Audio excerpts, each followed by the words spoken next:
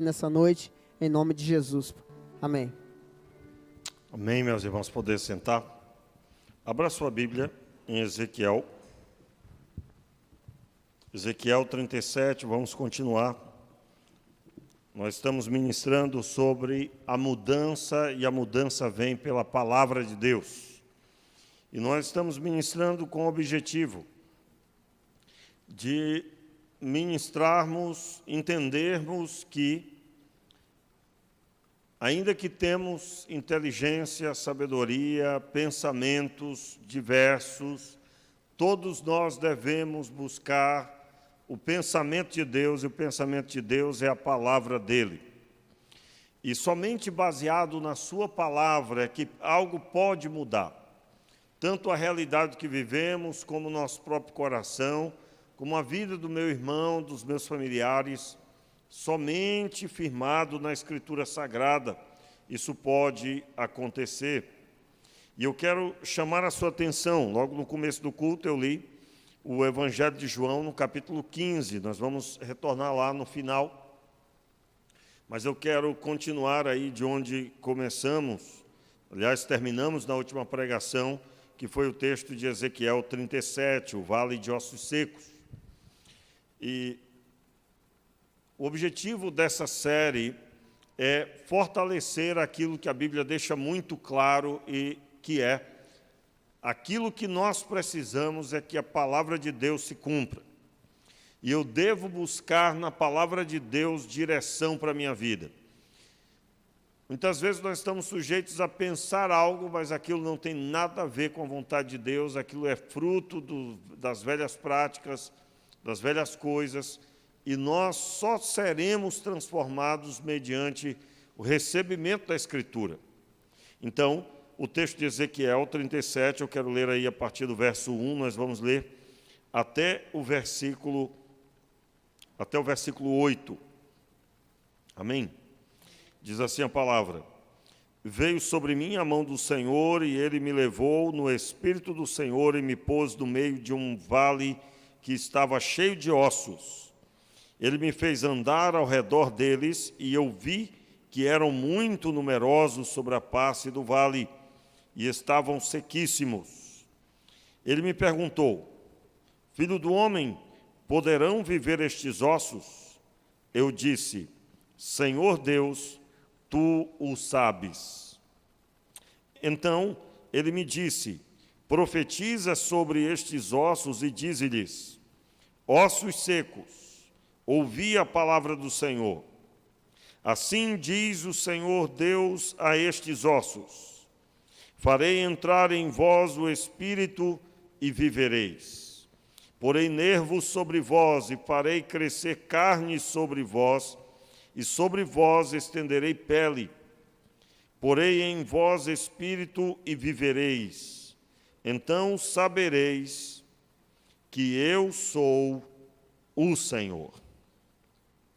Portanto, profetizei como me foi ordenado. Enquanto eu profetizava, houve um ruído, um barulho, e os ossos se ajuntaram, cada osso no seu osso. Olhei, e vieram nervos sobre eles, e cresceu carne, e estendeu-se a pele sobre eles, mas não havia neles espírito. Logo mais à frente, no versículo 11, então ele me disse: Filho do homem, estes ossos são toda a nação de Israel. Eles dizem, vamos repetir: os nossos ossos se secaram e pereceu a nossa esperança. Nós estamos cortados. Vamos orar? Meu Pai, muito obrigado pela Tua palavra. Ministra o nosso coração, Senhor. Enche as nossas vidas com Tua graça, com Tua misericórdia. Abre a nossa visão para ver o que não estamos conseguindo contemplar. No nome de Jesus. Amém e amém. Muito bem. O texto bíblico, ele claramente nos explica que o texto se refere a uma situação espiritual. Essa situação é relacionada à situação do povo de Israel. Vamos relembrar o que estava acontecendo. Você lê o texto de 1 Samuel, você vai encontrar Saul reinando. Começo de 2 Samuel, você vai encontrar agora Davi reinando.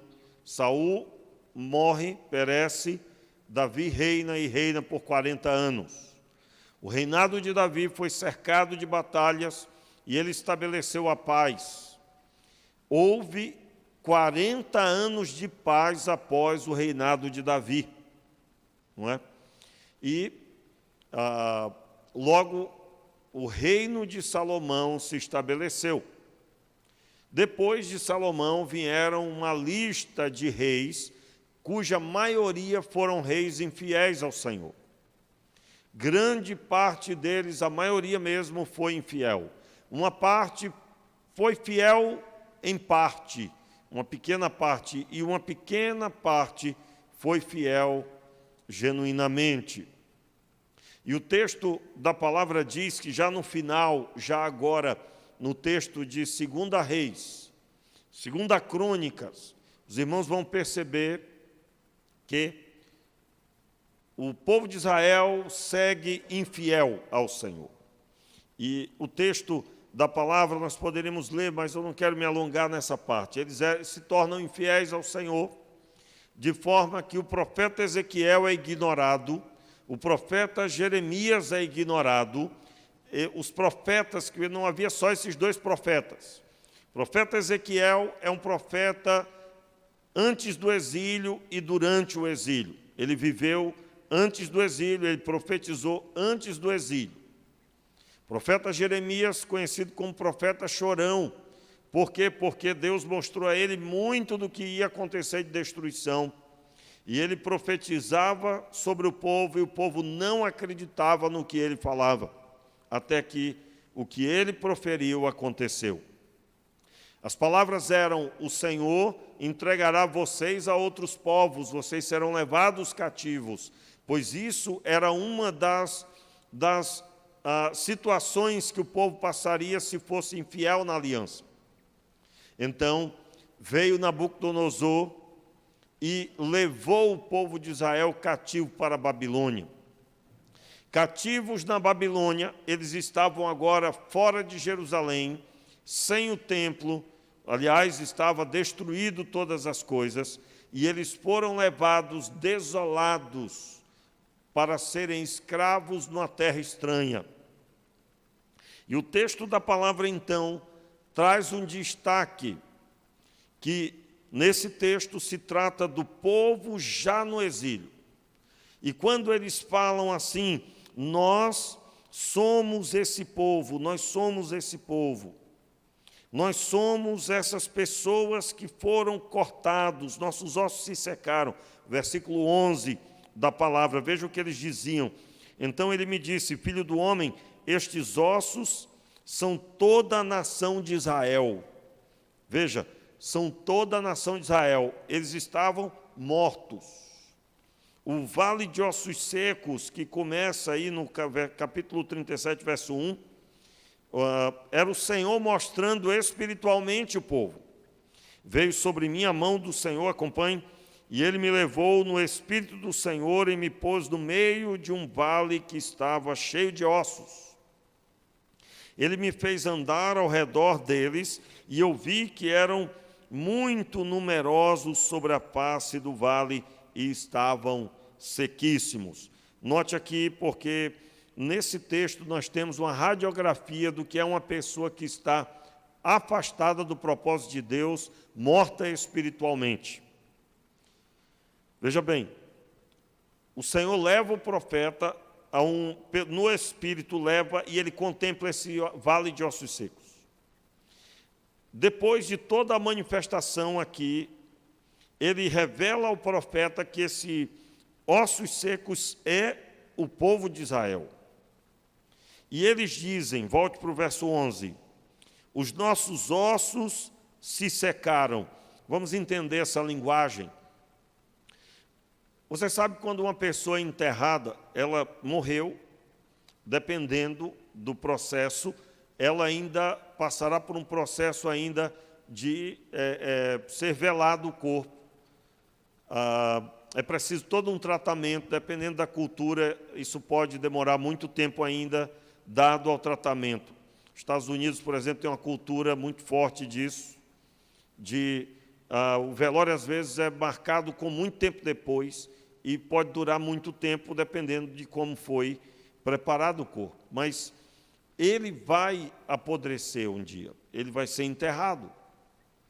E esse processo dura 1 ano, 2, 3, 4 anos, até não restar mais nada além dos ossos. Mas ainda assim, uns 4, 5 anos depois, dependendo de como tudo aconteceu, pode-se encontrar ainda alguma matéria orgânica. Ou seja, os ossos ainda não estarão secos.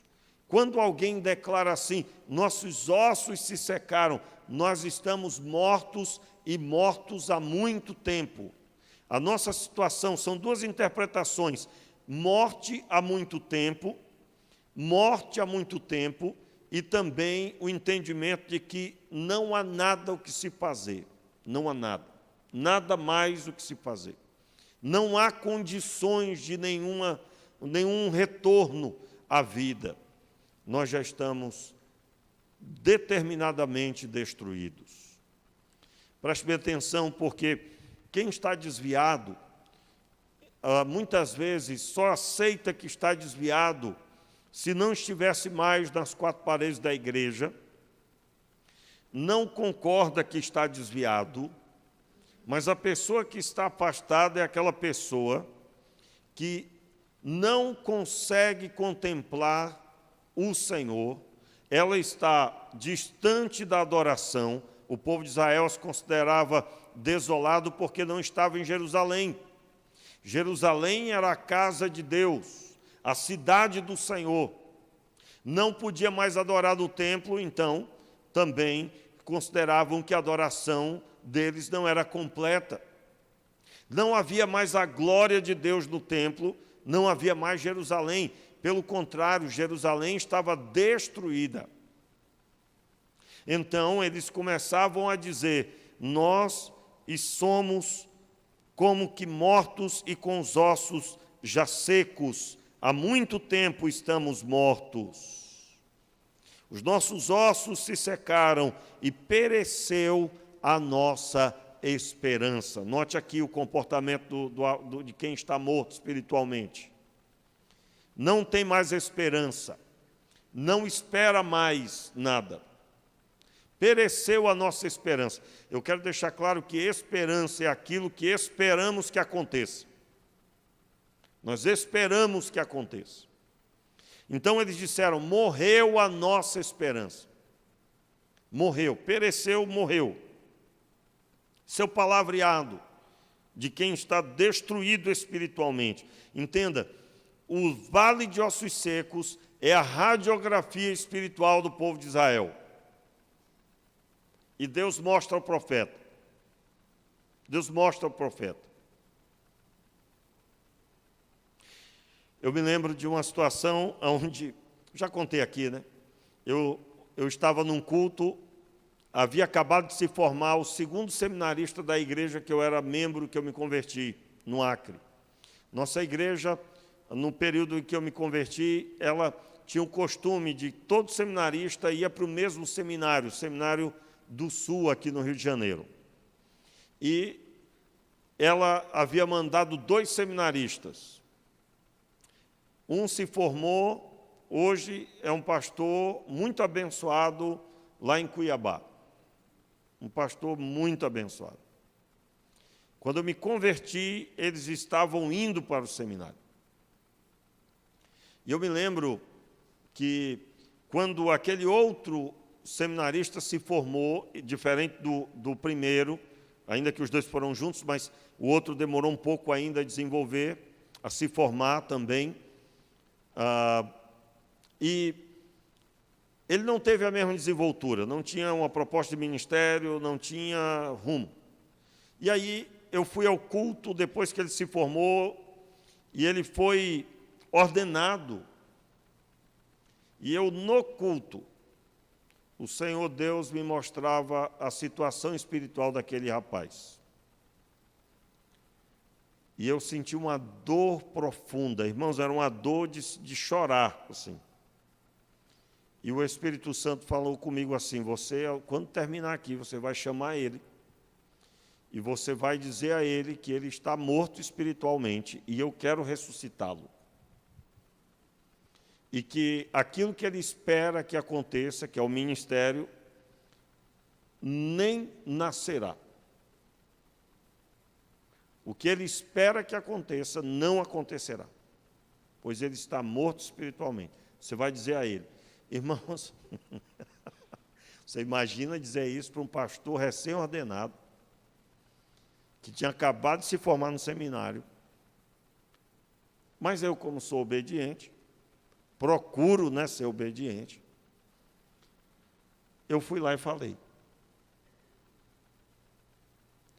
Enquanto eu falava, e eu estava sentindo a dor, era uma dor, era como se o Espírito Santo me mostrasse a realidade espiritual. Irmãos, pense numa pessoa que estava falando de Deus e não sabia quem ele era. Era aquele pastor. E eu falei tudo que Deus mandou dizer. Enquanto eu falava, ele perguntou, você está sentindo alguma dor? Aí eu disse, estou. Mas essa dor é espiritual por você. E aí eu falei tudo, ele zombou, não aceitou, e infelizmente foi o que aconteceu, se cumpriu aquela palavra que o Senhor tinha dado a mim para que eu entregasse. Hoje, ele é o líder de uma seita no Acre. Infelizmente. E pasme você, ele procura ganhar os crentes para esta seita. Um pastor amigo meu disse, rapaz, eu encontrei com fulano e ele tentou me convencer que eu deveria ir para a seita dele. Morreu aparentemente para os outros, mas já estava morto há bom tempo. Irmãos, a maioria dos crentes que está morto não aceita, não reconhece.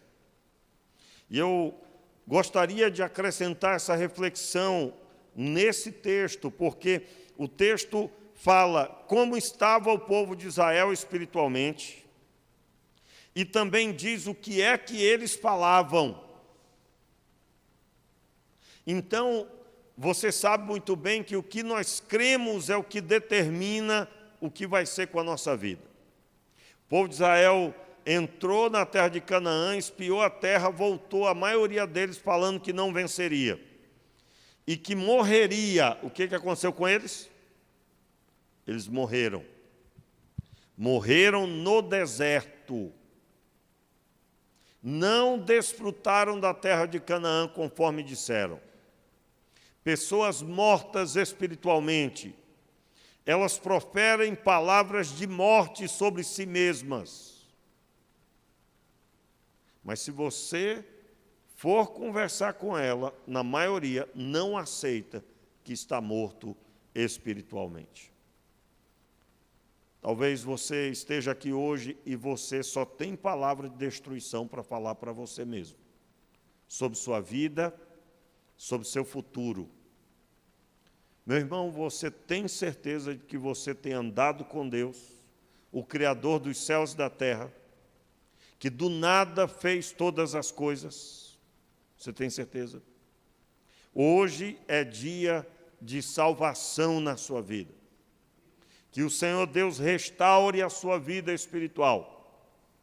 Volto a dizer, irmãos, se eles eram um vale de ossos secos, e eles diziam estas palavras, retorne, eles diziam, os nossos ossos se secaram e pereceu a nossa esperança, nós estamos cortados.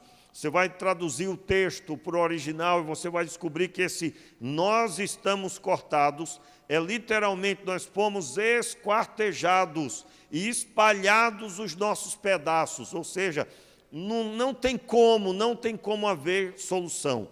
Na visão do profeta Ezequiel, o vale de ossos secos eram sequíssimos e estavam todos misturados. Retorne aí. Ele me fez andar ao redor deles e eu vi que eram muito numerosos sobre a face do vale e estavam sequíssimos. Veja, então ele me perguntou, filho do homem, pode então viver esses ossos? Ele diz, tu sabes. Então ele me disse, profetiza sobre esses ossos e diz-lhes, ossos secos, ouvi a palavra do Senhor, assim diz o Senhor Deus a estes ossos, farei entrar em vós o espírito e vivereis, porei nervos sobre vós, farei crescer carne sobre vós, e sobre vós estenderei pele, porei em vós espírito e vivereis, então sabereis que eu sou o Senhor. Olha o que aconteceu. Verso 7.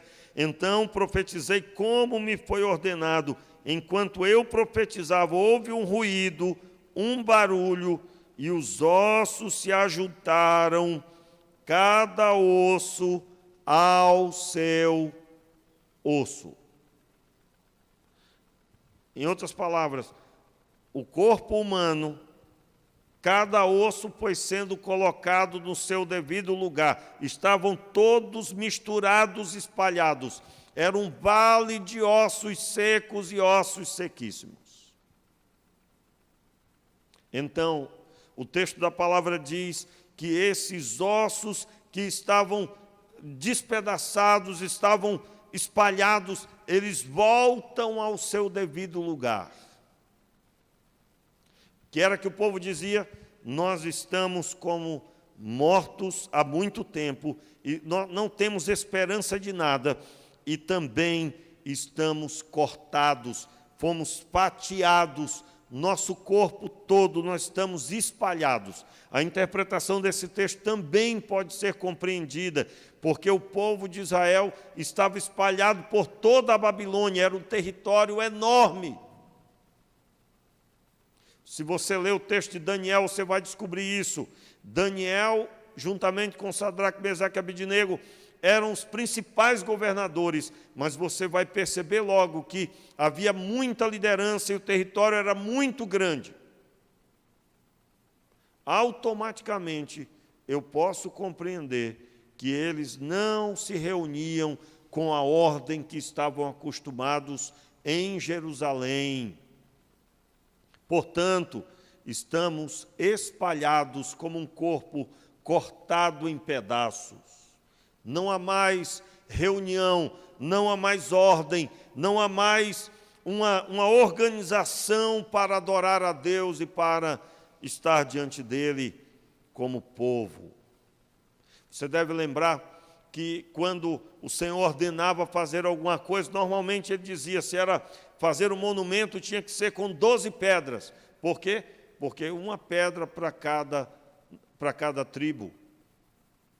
Quando você olha a caminhada deles do Egito rumo a Canaã, você vai ver várias vezes 12 pedras, 12 cajados, sempre o número 12. Eram 12 espias, porque um simbolismo do povo de Israel como corpo, junto, trabalhando, produzindo. Unidos na presença do Senhor. Estamos cortados em pedaços e estamos espalhados. Então, essa era a realidade do povo. Então, o que é que Deus faz? Ele nos mostra aqui, irmãos. Primeiro, há uma comunhão entre um homem de Deus e o Senhor. Quem é esse homem?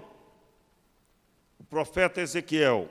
Veja, o versículo 1, veio sobre mim a mão do Senhor, e Ele me levou no Espírito do Senhor, e me pôs no meio de um vale que estava cheio de ossos. Note aqui, há um homem de Deus que tem comunhão com Deus, e Deus o toma e o leva para onde Ele quer. Nessa noite, meu irmão, que você compreenda que, assim como você deseja que as coisas sejam feitas, você precisa primeiro se render a Deus e ter comunhão com Deus de verdade. Você deve se recordar aqui, na última pregação que nós ministramos, foram 2 mensagens sobre o fundamento do ensino. E eu preguei em Deuteronômio 6. Antes de ensinar as crianças, a palavra de Deus tinha que ter entrado no coração do homem. O homem teria que ter declarado: ouve, ó Israel, o Senhor é o único Senhor. O homem, na pessoa do povo de Israel, dos adultos, deveria ter, primeiro, declarado que ama a Deus de todo o coração e de toda a sua alma. Está lá no texto de Deuteronômio 6.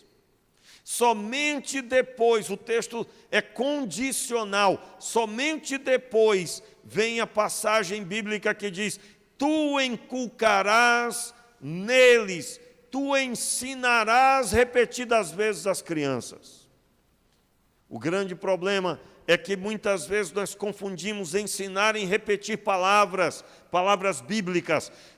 O ensino tem que ser regado de um coração tomado por Deus. Senão qualquer pessoa podia repetir. É claro que a palavra de Deus tem poder por si só, mas é um conjunto, a palavra de Deus no coração e na vida de quem tem compromisso com o Senhor. Então, perceba, você talvez tenha até ficado chateado no decorrer da caminhada, porque você declara a palavra de Deus e nada acontece. Mas não se esqueça, veio sobre mim a mão do Senhor, e Ele me levou no Espírito aí é maiúsculo, é o Espírito Santo. Ele tinha comunhão com Deus. Meu irmão, você quer ver a mudança? Comece tendo comunhão com Deus. Primeiro, comunhão com Deus. Quando eu levantei aqui a situação que esse texto se refere ao povo de Israel, é claro, você já deve ter aplicado aí na sua vida, você tem talvez um vale de ossos secos aí ao seu redor, uma situação ou muita coisa que você quer ver ser transformada, coisa que não tem jeito. Só o milagre de Deus pode realizar algo, só o Senhor com seu poder pode fazer o milagre. Pois é, meu irmão. Então não se esqueça, o Senhor Deus te chama a uma comunhão profunda. E eu quero observar com você, mantenha marcadinho aí o texto de Ezequiel 37, e eu gostaria que você abrisse aí o texto de João 15. E eu gostaria de ver a semelhança com o texto de Ezequiel. Meu irmão, como eu sempre digo aqui, né? Não corra não, viu? Não corra não. Eu sempre quando digo isso é dando a entender assim, a pessoa que quer fugir de Deus numa hora dessa, ela estava dizendo assim, claro que eu estou dizendo as paredes, hein, irmãos, que eu vou falar agora, hein? Estou dizendo as paredes, amém, irmãos? Ou seja, você está na unção, está no óleo, não é para você não. Mas eu vou repetir mesmo assim. Olha só, normalmente a pessoa está aí no coração dizendo assim, o pastor está falando tudo do Antigo Testamento, ele não esqueceu de dizer para ele que o Antigo Testamento já era, né? Para esse eu digo sempre, se o Novo Testamento já era, então pode adulterar à vontade, porque os 10 mandamentos já eram, né? 10 mandamentos, irmão, não adulterarás, não é? Então pode, né? Aí a pessoa nessa hora diz o quê? Não, aí não, né? Principalmente se a esposa estiver perto. Desculpa, irmãos, mas talvez você está acostumado a ver a problemática pela TV, mas quando rodeia a nossa casa, aí não, né? Aí não é? Acontece lá uma catástrofe no colégio em outra cidade, mas e quando você ouve a eminência perto de você num colégio que talvez seus filhos estudam? E é claro, como eu disse, eu estou falando das paredes, porque você não precisa ouvir isso, eu acredito plenamente, mas eu quero trazer à sua memória que, infelizmente, meus irmãos, há um coração aí dentro que pode estar trabalhando contra a vontade de Deus. E é um coração que fica se esquivando, que fica dando explicações, que fica querendo sair daquele grupo que precisa ouvir essa palavra. E é normalmente aquela pessoa que dá explicações, que dá desculpas justificativas. Não, um dia eu vou fazer assim. Não, um dia eu sei que vai dar, mas agora não. Isso aí é muito legal, gostei, mas eu não consigo ainda. Meu irmão, você não consegue mesmo não, por isso que você tem que se entregar totalmente. E Deus começar a agir na sua vida. Diga amém, eu recebo. Pouca gente quer receber, né, irmãos? Irmãos, deixa eu deixar uma coisa clara para você. Eu, quando vou ouvir uma pregação, eu me coloco totalmente necessitado daquela pregação. Totalmente. Que é isso, pastor? O senhor é pastor. Eu digo, mas por isso mesmo. Hein? Por isso mesmo. Né? Ontem eu parado ali na rua, uma pessoa parou e disse, olha, pastor, continue do jeito que o senhor é, vamos falar muito bem do senhor e tal. Aí eu disse, meu irmão, ore por mim, para que Deus tenha misericórdia, porque só Ele mesmo. E eu passei, em outras palavras, a glória para Deus. E ninguém pode ser lembrado e reverenciado com alegria, né? E sem deixar claro que qualquer coisa que façamos é graça e misericórdia do Senhor. Então, eu estou falando que você precisa compreender que a Escritura... Quantos aqui eu acredito que você lembra? A Bíblia, o Antigo e o Novo Testamento é a mesma coisa, irmãos. É a mesma coisa. Pare de ficar medindo. Por que são a mesma coisa? No Antigo e no Novo Testamento, o homem é pecador. E no Antigo e no Novo Testamento, Deus quer se relacionar com o homem. E no Antigo e no Novo Testamento, a palavra de Deus é para todos. Portanto, pare de medir as coisas e receba de Deus o que Ele quer ministrar. No Antigo e no Novo Testamento, Deus traz a solução para o homem. A diferença é que no Novo Testamento Ele conclui a obra que Ele começou. O texto da palavra em João, capítulo 15, veja a semelhança. Eu sou a videira verdadeira, o meu pai é o agricultor. Verso 1, verso 2, todo ramo que em mim não dá fruto, ele o corta, e todo ramo que produz fruto, ele o poda, para que produza mais fruto ainda. Note aqui, o texto, quando fala, eu sou a videira verdadeira, Jesus está dizendo, eu sou a árvore esperada, plantada para gerar alegria. Na cultura de Israel, uma videira era um símbolo de alegria, porque ela produzia o vinho simbolizava alegria para os judeus. O Senhor está dizendo, é claro, há muitos outros motivos, e o principal é que o simbolismo da videira é o simbolismo de Israel, e o Israel genuíno está manifesto na pessoa do Senhor Jesus. Como assim? Deus separou Israel para a glória dele. No entanto, na história de Israel houve altos e baixos, mas agora um israelita está pisando a terra e ele se mantém fiel até a morte e a morte de cruz. E então aqui agora, eu sou a videira verdadeira. Quando Deus idealizou Israel, Ele estava pensando no ambiente para trazer o seu filho, a videira verdadeira. Israel é chamado no Antigo Testamento de videira. Mas a videira verdadeira se manifesta na pessoa do Filho de Deus.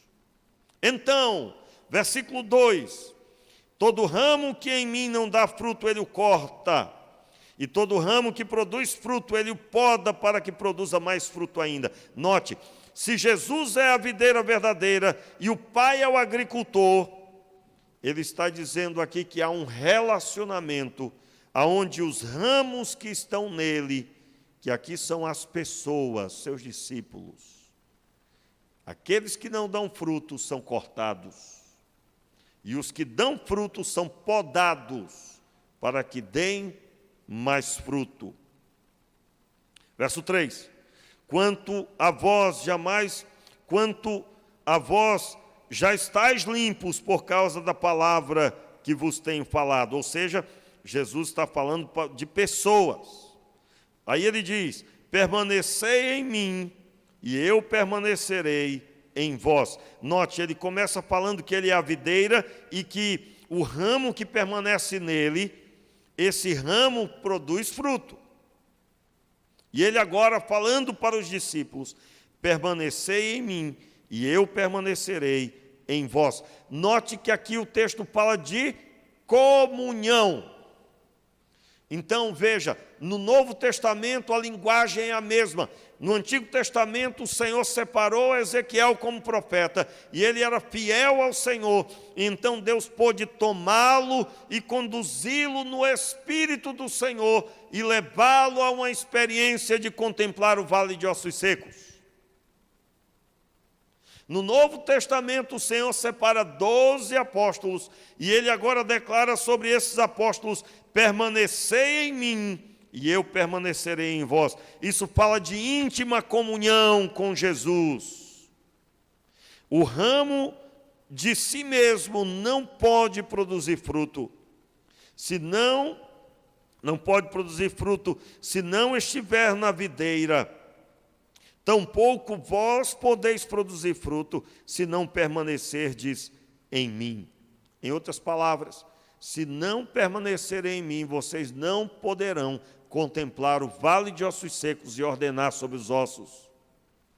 Preste atenção aqui, meu irmão.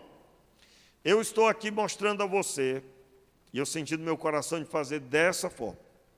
Eu estou dizendo a você que a experiência do Antigo Testamento, a experiência de um povo que estava destruído, assolado, começou a ser transformada a partir de um profeta que tinha comunhão com Deus, e Deus, nessa comunhão, o conduziu para contemplar uma obra espiritual. E então, meus irmãos, o texto mostra que esse profeta começou a falar o que Deus dizia para ele falar. E conforme ele falava o que tinha que ser, as coisas foram mudando, sendo transformadas. Os ossos foram retornando osso a osso. Isso fala de um processo. Primeiro o osso se põe sobre seu devido lugar, e então músculos são postos, carne é colocada e a pele vem sobre ele. E na primeira etapa da profecia, estava ali um corpo firme na visão do profeta, só não havia espírito ainda. Isso fala de um processo, de uma caminhada. E não é diferente, entenda, todas as coisas têm um processo. Os discípulos passaram um tempo com Jesus, e esse tempo necessário para que eles pudessem falar de Jesus exatamente quem ele é. O texto da palavra de Deus, ele nos mostra claramente que há uma comunhão sendo requerida. Todo ramo que dá fruto, ele o poda, mas o que não dá fruto, ele o corta. Isso pode ser traduzido como os textos, por exemplo, de Salmos, que diz que o ímpio, ele não subsistirá na congregação, ele não permanecerá. Meu irmão, a pessoa que vem à igreja, ouve a palavra, mas não quer, ela vem hoje, vem amanhã, vem depois. Amanhã ou depois, por falta de profundidade em Deus, o vento vai bater, a corrente de águas vai vir sobre, a tempestade vai bater e vai levar. Vai vir dúvidas, vai vir um monte de caraminhola na cabeça, e a pessoa agora não sabe mais o que ela quer. Não permanece. Só permanece com Deus quem se lança para ter o Senhor no centro de sua vida.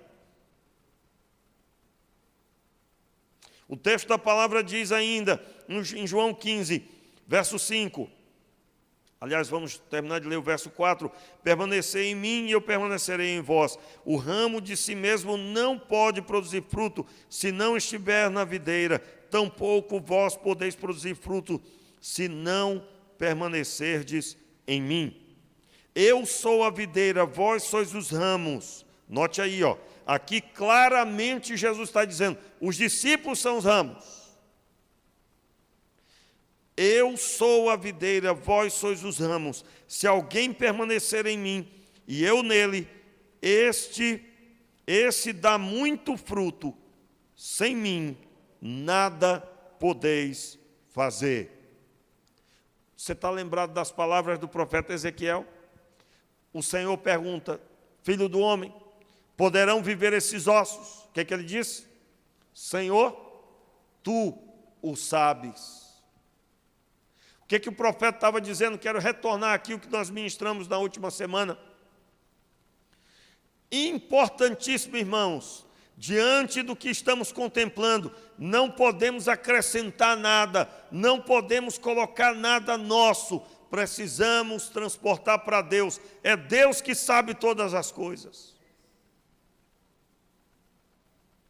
Então, o texto da palavra segue, observe o versículo 6. Se alguém não permanecer em mim, será lançado fora, como o ramo se secará. Tais ramos são apanhados e lançados no fogo e se queimam. Se permanecerdes em mim, observe, se permanecerdes em mim e as minhas palavras permanecerem em vós, pedireis o que quiserdes e vos será feito. Meus irmãos, o texto está saltando do papel aqui. Aqui está sendo falado a mesma coisa que lemos em Ezequiel. É ou não é? A mesma coisa.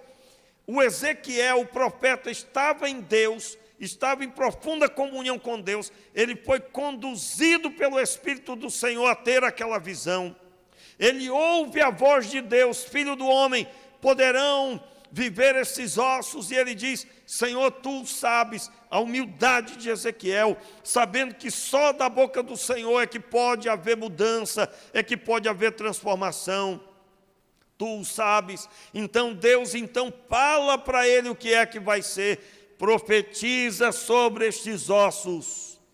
E então o versículo 7 lá declara, então profetizei conforme o Senhor me falara, me dissera. E o que aconteceu? Aconteceu conforme foi profetizado. Meu irmão, a mudança vem pela palavra de Deus. Tanto no Antigo Testamento como no Novo Testamento, a palavra é a mesma. Você quer ver mudança na sua vida e ao seu redor? Você precisa viver na presença de Deus, conectado com Deus, andando com Deus, vivendo para a glória de Deus.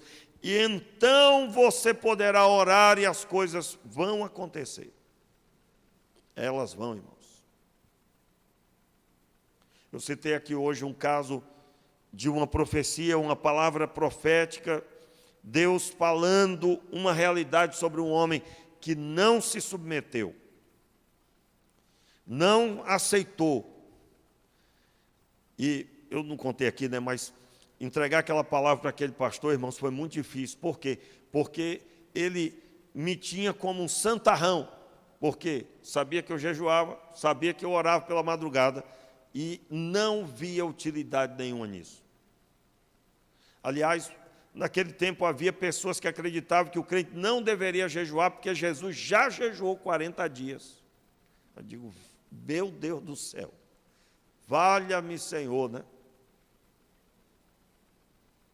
Eu lá vou jejuar para quê? Meu irmão, você encontrava de tudo. E a pessoa batendo no peito que achava maravilhoso isso, porque coisa boa era comer. Então, nós precisamos de arrependimento. Nem sempre as pessoas recebem a palavra. Eu me lembro que eu ouvia quando eu me converti. Quando Deus fala, o povo obedece. Aonde? Aonde, meu? Deus fala e cumpre, mas o coração do homem endurecido nem sempre se dobra. Só é olhar para o Antigo Testamento, só é olhar para o Novo. Jesus estava pregando e os homens estavam querendo matar Jesus. Jesus estava aqui fazendo milagre e tinha um pessoal firme que deveria matá-lo. Um dos trechos, irmãos, que mais mostra isso é quando o homem da mão ressequida é curado. Jesus cura ele na frente dos religiosos. E eles queriam matá-lo por causa daquilo. Ninguém se alegrou com o homem curado, irmãos. Aquilo é a mais pura prova de que o coração duro... O que é um coração endurecido?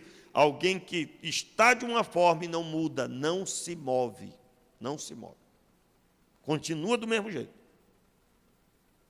Então o texto diz, versículo 7, se permanecerdes em mim, as minhas palavras permanecerem em vós, pedireis o que quiserdes e vos será feito. Aí eu pergunto, você não tem um monte de petições para fazer ao Senhor?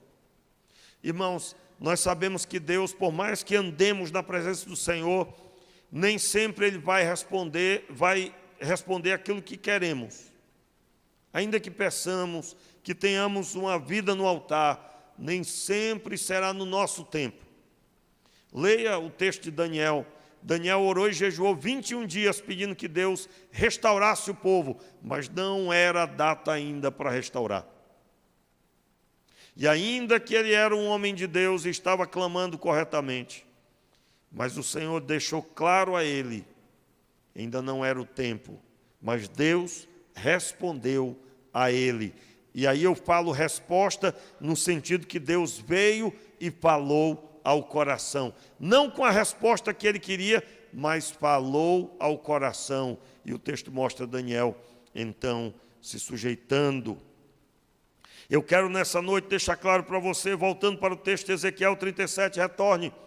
Ezequiel 37, ele segue então obedecendo, ele ouve o que Deus diz, e então ele faz o que Deus proferiu, que ele deveria. Versículo 7 do capítulo 37, portanto profetizei como me foi ordenado. Então eu profetizava, enquanto eu profetizava, houve um ruído, um barulho, e os ossos se ajuntaram, cada osso ao seu osso. Olhei e vieram nervos sobre eles, e cresceu a carne, e estendeu-se a pele sobre eles, mas não havia neles espírito. Só até aqui, irmãos, nós vamos orar. Eu quero dizer para você que o primeiro passo para a mudança vir, você precisa ser um homem de Deus, você precisa ser uma mulher segundo a vontade do Senhor. Terceiro, você precisa contemplar o que Deus está mostrando. Meu irmão, você quer saber como é que Deus mostra hoje em dia muito naturalmente? Se você começa a ler a Bíblia, começa a meditar na Escritura, você vai começar a andar pela rua e você vai observar espiritualmente as coisas. Você vai perceber espiritualmente as coisas claras diante de você. E Deus, quando te mostrar as coisas, Ele está te mostrando, esperando de você uma atitude. Quando o Senhor disse, agora ide por todas as nações, pregai o Evangelho a toda criatura. A toda criatura. O texto está dizendo, a todos que eu criei. O texto não diz, pregai o Evangelho a meus filhos, porque só passa a ser filho quem tem o Senhor como pai e agora caminha com Ele, recebendo sua herança. E por isso o Evangelho, o texto de João, capítulo 1, versículo 12 diz, mas a todos os que o receberam, deu-lhes o poder de serem feitos. Se recebe o poder para ser feito, não era filho.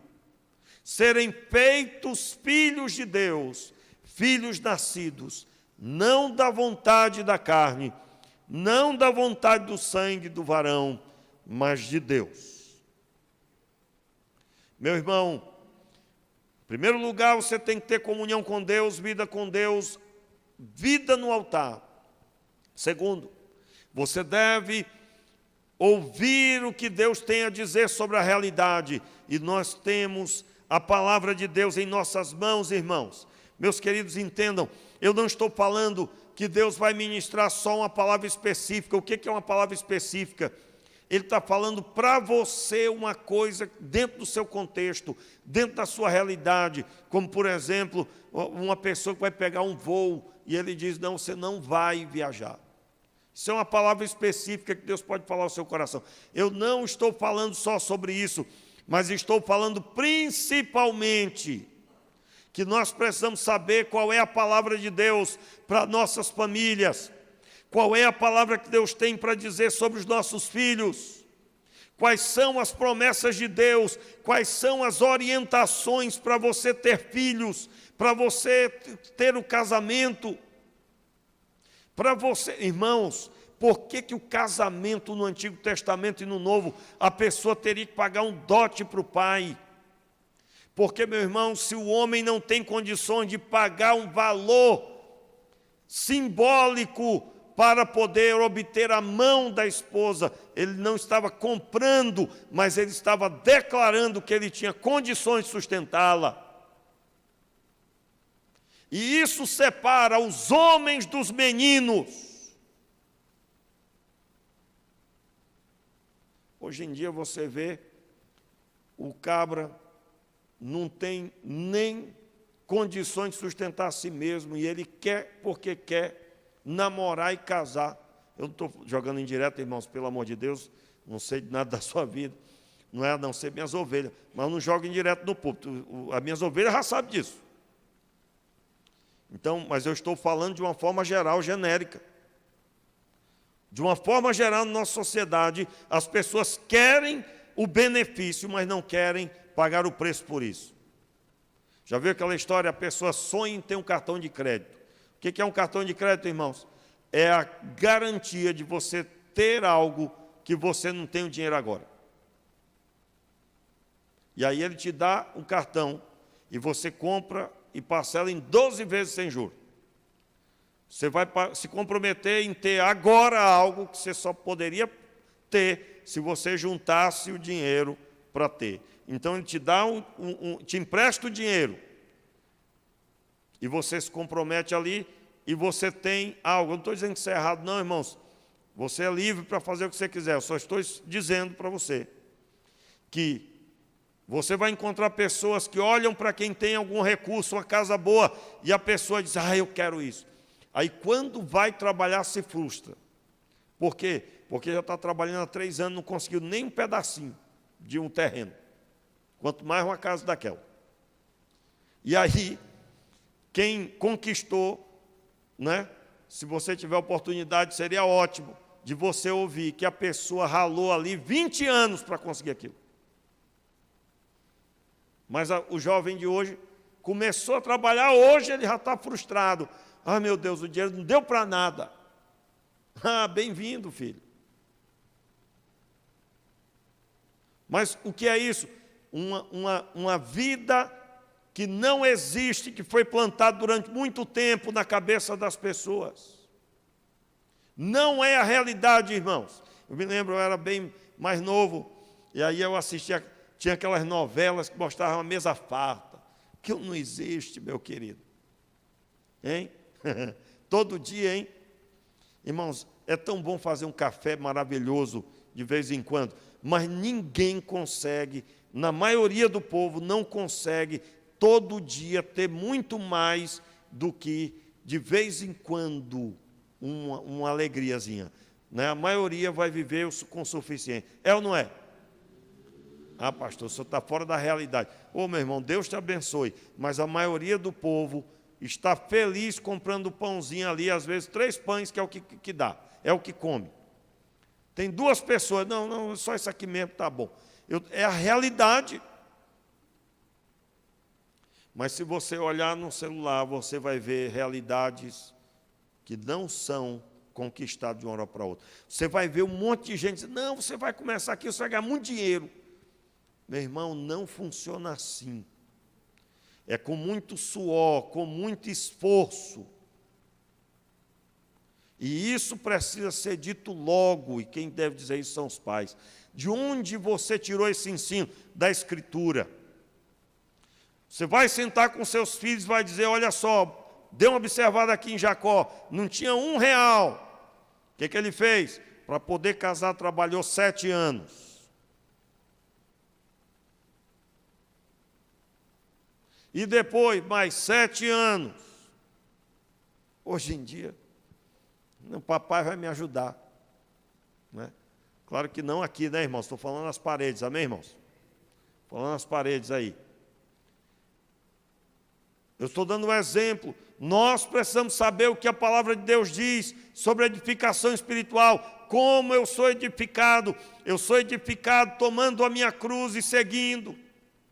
Eu sou edificado rompendo com a minha própria vontade e fazendo a vontade de Deus. Eu sou edificado meditando na palavra de dia e de noite. Eu sou edificado transformando-me pela renovação do entendimento, lendo a palavra. Eu sou edificado ouvindo as palavras de Jesus, entendendo que elas são para mim. Quando eu leio os evangelhos, eu estou lendo os evangelhos, mas estou ouvindo a palavra do Senhor para a minha vida, e essa palavra é para a edificação do meu coração. Aí sabe o que vai acontecer? O que era vale de ossos secos se tornará alma vivente novamente. Nós precisamos saber a vontade de Deus para a família, a vontade de Deus para o casamento. O Senhor deseja que você permaneça casado. Não se separe da sua esposa. Não se separe do seu marido. Essa é a vontade de Deus. O texto declara muito fortemente que o homem é que é o empecilho para o matrimônio. O que Deus uniu, não separe o homem. Não separe o homem como? Não separe o homem decidindo o pecado e permanecendo no pecado. Não separe o homem endurecendo para perdoar. Quantas vezes você já viu pessoas que encerraram o casamento por causa de dureza do coração? Não perdoa, não perdoa, não perdoa e não tem quem faça.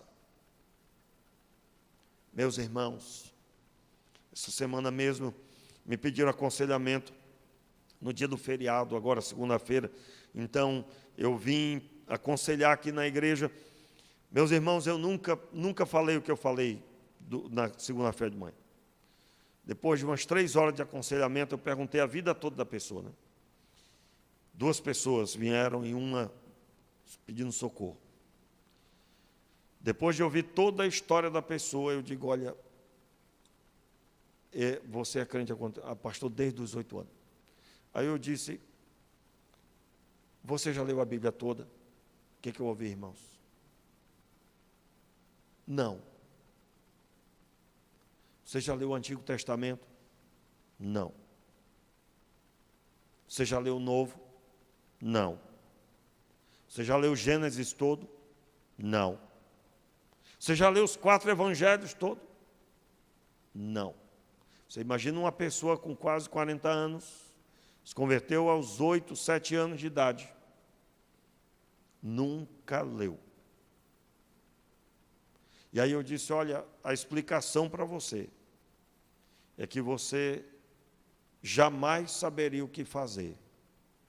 Porque as nossas decisões, elas só serão abençoadoras quando eu entendo o que a Bíblia diz e eu tomo a decisão conforme a Escritura. Os irmãos estão entendendo? Preste atenção. Eu já disse isso aqui várias vezes, né? Casamento é para homem, meu irmão. Casamento é para cabra macho. Como assim? A Bíblia diz que você vai ter que proteger a sua esposa. E você vai ter que cuidar dela. Então, se o cabra estiver pensando assim, a Bíblia diz que você deve amar sua esposa como Cristo amou a igreja. Na mente de um homem que vai casar, ele tem que ter esse pensamento. E ele tem que perguntar assim, dando uns 2 tapas nele mesmo. Tu está preparado? O tapa é figurado, tá, irmãos? Tu está preparado? Você está preparado para chegar em casa e cuidar da sua esposa de verdade? Essa mulher um dia dizer, eu me casei com um homem de verdade. E não é nada sobre macheza não, irmãos. Eu estou falando de uma pessoa que supre, que é governador, que busca dar o seu melhor em casa. Alguém que vai ouvir as 2.000 palavras por dia. É uma missão meio impossível, mas é possível, irmãos, pela graça de Deus. Pelo menos umas 800. Mas se você corre de ouvir. Então, de onde vem esses pensamentos? Da Escritura Sagrada. A Escritura Sagrada é que diz, da mesma forma, o casamento para a mulher não é para fazer o que ela bem entende, mas ela agora está debaixo de uma missão, auxiliar o seu marido e lidar com as decisões juntos de acordo com a vontade de Deus. De onde surgiu essa palavra? Da Escritura Sagrada. Você está preparado? Você está preparada? Para você ter uma ideia, no curso de noivo, se eu ouvir alguma coisa assim parecida, eu não sei bem se é isso que eu quero, eu aconselho logo, termine agora esse noivado. Aliás, uma vez, irmãos, eu fui conversar com um casal de namorado que já estava com a data do noivado. E eu já sabia que aquilo não ia dar certo. Com uma série de fatores eu já sabia. Aí eu comecei a conversa dizendo, olha, hoje aqui a conversa, nós vamos fazer um culto de ação de graça no final, se vocês entenderem que vocês têm que terminar. Aí ambos olharam para mim e disseram, que isso, pastor? Está repreendido. Eu digo, está repreendido é esse pensamento. No final, o que aconteceu foi isso. Por quê? Porque de acordo com a Escritura, eu mostrei que aquilo não ia dar certo. E é melhor ser ex-namorado do que ex-noivo ou ex-casado. Se é que existe ex-casado. Porque, biblicamente, permanece casado. Dependendo do que aconteça. Então, de onde surgem essas orientações? Da Escritura. O que é que nós vamos fazer diante do vale de ossos secos? Nós vamos proferir a palavra de Deus. Mas está doendo, pastor, é muito difícil, pastor. Meu irmão, difícil é permanecer com vale de ossos secos. Difícil é permanecer sem fruto. A dor da obediência dói agora, daqui a pouco, tudo se resolve com alegria. Como o próprio texto da palavra diz, que é como as dores de parto. A dor vem primeiro, mas é seguido pela alegria de ter dado à luz uma criança. Então, eu estou dando alguns exemplos de atitudes que, diante das situações, nós precisamos proferir a palavra. Não podemos criar historinha. Não podemos. Não podemos florear, tapar o sol com a peneira. Meu irmão, não há solução para determinadas situações. Como assim? A pessoa teima em ser obediente e fazer o contrário à palavra de Deus. Não haverá solução para isso. Não vai dar bom, né? Não vai dar certo. Como você quiser falar. Não dará certo. Não adianta repudiar a Deus e querer viver uma vida maravilhosa. Eu tenho que me converter e pedir perdão pelas besteiras que falei. Preciso me arrepender dos meus pecados. Irmãos, hoje eu estava no hospital, eu tive que levar a pastora no hospital, né? Estava com problema. Aí eu estava lá sentado, do lado, irmãos, do meu lado, tinha um rapaz que estava falando horrores. E aí eu digo, meu Deus do céu, deve ser né? Deve ser um cachorro, que deve estar falando de um cachorro que mordeu todo mundo em casa. Não, era da própria mãe. Irmãos, aí eu fiquei pensando, digo, meu Deus, esse jovem, como todo mundo, ele quer ser feliz. Mas desse jeito aí, ele vai encontrar mais do que um raio na cabeça. A Bíblia diz que se você não honrar pai e mãe, você não viverá longos dias sobre a face da terra. Aí de vez em quando você vê assim alguém, um caminhão passa por cima. Sei lá o que acontece, caiu no banheiro mesmo, morreu. Só Deus sabe, só Deus sabe. Mas o que tem de gente chamando desgraça sobre a vida? De onde eu tirei isso? Da Escritura Sagrada. A Escritura nos alerta o caminho de morte, o caminho de vida.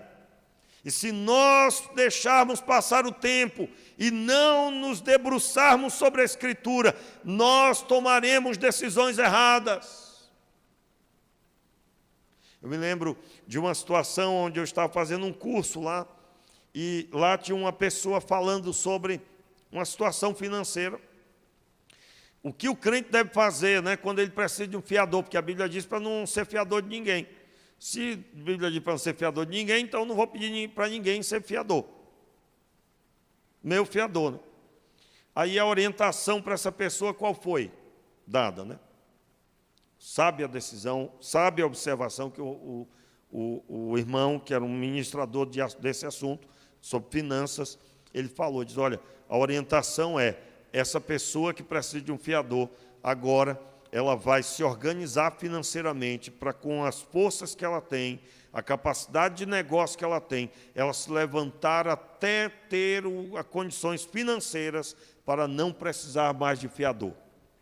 Ah, você não tem fiador, tem que pagar tanto, tem que entrar com tanto em dinheiro, está aqui o dinheiro. E isso leva tempo. Talvez a pessoa passaria 5 anos para alcançar aquele patamar. Meus irmãos, eu quero deixar claro, isso nós temos que ensinar. Estava lá Abraão. Deus chamou ele e prometeu dar a ele filhos, mas só cumpriu com 25 anos depois. Existem coisas que Deus quer dar para você, mas Ele primeiro vai te ensinar. Foi o que Ele fez com Abraão. Ministrou sobre o coração de Abraão. Quando o menino nasceu, ouviu as histórias. E o que aconteceu? Isaque se tornou um homem de Deus, ao ponto de seu pai o levar para ser sacrificado. E ele se submete a isso, crendo que Deus sabia o que tinha ordenado. Eu quero chamar a sua atenção e convidar você a buscar a presença de Deus. Como está a sua vida? Como está a sua situação? Como está a sua família? Quais são as decisões que você tem tomado? Será que você tem conhecido a palavra de Deus e tem aplicado corretamente? Como está a sua realidade? O vale de ossos secos já começou osso se pôr sobre o osso, já começou a se reorganizar os ossos espalhados, já começou a vir a carne, a vir os músculos, a pele, os nervos. Já começou? Eu acredito que se não começou, a partir de hoje, começará na sua vida, porque você vai decidir se colocar na presença do Senhor. O Senhor Deus, receba aí, meu irmão. O Senhor Deus vai abrir os teus olhos para contemplar. Fique de pé aí, fique de pé e receba. O Senhor Deus, no Espírito dEle, te conduzirá ao entendimento, ao discernimento da sua vida e da sua situação, dos desafios que Ele mesmo colocará a você. O Senhor Deus te dará a palavra e a orientação. Você será conduzido pela palavra do Senhor. Não se colocará entre Deus e a circunstância como um impedimento. Não colocará os seus pensamentos, mas colocará aquilo que é do Senhor para a situação. O Senhor Deus te conduzirá crendo no milagre, crendo na resolução, crendo na forma única de Deus realizar. E então você verá a mudança. A mudança vem pela palavra de Deus. De mãos erguidas. Pai, eu te peço por essas mãos levantadas agora. E eu te peço que o Senhor ensine como o Senhor ensinou ao profeta Ezequiel. Eu te peço a tua mão viva sobre eles e o nome do Senhor glorificado. O teu poder estabelecido, meu Pai, a tua mão viva, conduzindo para uma profunda comunhão contigo. Meu Deus, conduz os teus filhos a buscar pela madrugada, a estar diante de ti, lendo a Escritura, meu Pai, que os teus filhos leiam e leiam a tua palavra e sejam alimentados, e seja, Pai, o poder do Espírito derramado sobre cada um deles. Nós oramos, Pai, para que os olhos espirituais sejam abertos, meu Deus, e os teus filhos contemplem a realidade espiritual que lhes rodeia, e eles sejam levantados como homens e mulheres para proferir a palavra do Senhor. Meu Pai, eu declaro sobre essa cidade, eu não aceito que este lugar é cemitério de profetas, eu não aceito que este lugar é um lugar de morte espiritual, mas sim, meu Pai, eu declaro um novo tempo sobre esta cidade, sobre este bairro, sobre as famílias desta igreja, sobre cada um dos teus servos, um tempo de avivamento, de despertamento espiritual, de busca da tua presença, de derramamento do teu Espírito. Ah, Senhor, aqueles que baterem, a porta se abrirá, aqueles que buscarem, encontrarão a tua presença. Eu declaro, Pai, este lugar sendo levantados, homens e mulheres da tua presença, cheios do Espírito Santo, e então, meu Pai, a tua obra sendo feita conforme a tua presença. Levante os guerreiros de oração, os homens e mulheres se porão na tua presença, de dia, de noite, pelas madrugadas. Pai, eu te peço aqui, Pai, levante o teu exército, seja restaurado o exército do Senhor, seja renovado o exército do Senhor.